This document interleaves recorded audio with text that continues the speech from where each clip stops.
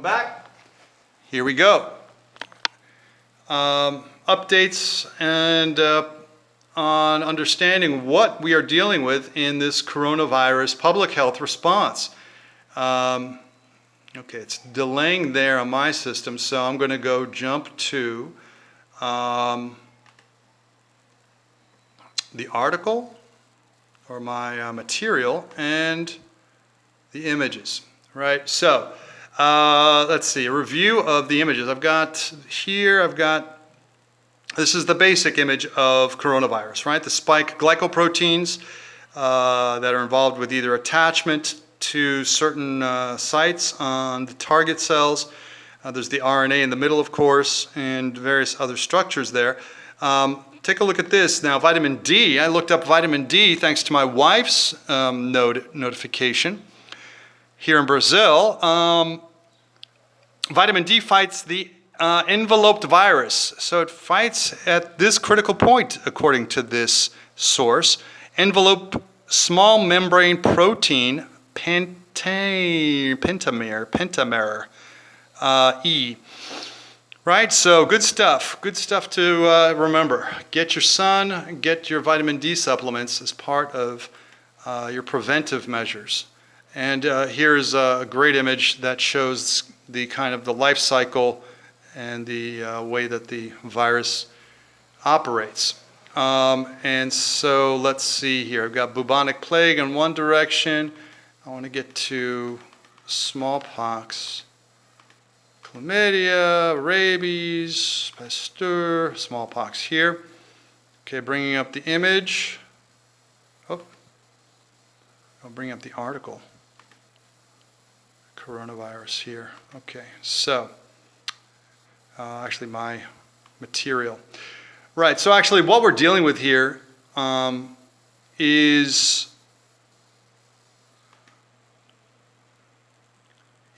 a WHO public health emergency of international concern, right? That's kind of what's the ultimate reference point for why are we having this medical response? And this is a mechanism that was developed in 2005 only. I mean, it was quite recent. That's fairly recent in some terms. As a result of SARS and H5N1, a bird flu from the early 2000s. So since then, 6 emergencies have been declared in various locations, clearly, with Ebola, Zika, and so on. Hey, the chikungunya that I had here in Brazil, that a bunch of us had here in Brazil, didn't even make it, right? So that's how the WHO is sort of, that's the level of policy response that is involved here. So, right, the high-risk groups. You know, Italy has identified 99.8% of the deaths there, at one point anyway, were of pre-existing conditions, and I think it maybe goes down to like 90% in terms of 70 and over, in terms of the age group. But there you have it. You know, target the high-risk group along with who's infected. That is a key feature that we need to learn so we can end this general quarantine and follow Sweden, Singapore, and so on. All right, so here's from a few days ago, that's the situation there. All right, so now we can gain a lot of calm, I think, and understanding by reviewing and remembering and learning about the history of epidemiology. You know, what happened in the past? What are our options now? What's really going on? How strange is this? How powerful is this disease? What are the concepts we need to understand? So to get a grasp, Edward Jenner, right? I thought I would start out with him. Let me look for his name here. Let me do a time check. Okay, got a little time here. There we go. This is the guy, Edward Jenner. Let's see, I've got another one. Edward Jenner, advising a farmer to vaccinate his family. All right, cool stuff. Whenever it was painted, 1822, so a few years after the fact. Right, and I mean, just to kind of start out with an overall perspective, smallpox, which had that key moment with Edward Jenner, has been largely eradicated, has been eradicated from the public, is sort of the standard explanation of the situation. And this is, I think, an Ethiopian woman, no, Niger, okay, a woman in Niger in 1969. So that would be with a few years still remaining in the eradication of smallpox by the World Health Organization. Right? There's I think they're injecting her there. I think it looks like some kind of a hypodermic.